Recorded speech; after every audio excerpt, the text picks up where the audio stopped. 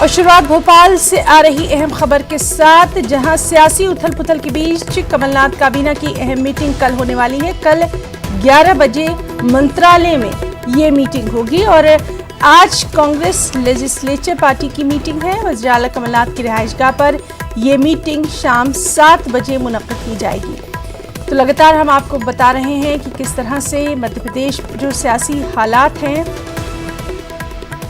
उनके पेश नज़र मीटिंगों का दौर भी जारी है। और ताज़ी खबर यही है कि कल कमलनाथ कैबिनेट की अहम मीटिंग होगी। ये मीटिंग कल 11 बजे मंत्रालय में होना है। आज कांग्रेस लेजिस्लेचर पार्टी की मीटिंग वज़ीर आला कमलनाथ की रिहाइशगाह पर शाम 7 बजे होगी।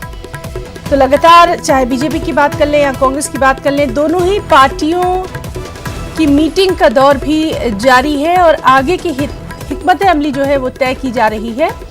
और इस सब के बीच में अहम खबर यही है कि वज़ीर आला कमलनाथ की रिहाइशगाह पर एक मीटिंग का इनेकाद किया जाएगा। कल 11 बजे ये मीटिंग होना है मंत्रालय में। और आज कांग्रेस लेजिस्लेचर पार्टी की मीटिंग वज़ीर आला कमलनाथ की रिहाइशगाह पर होना है शाम 7 बजे।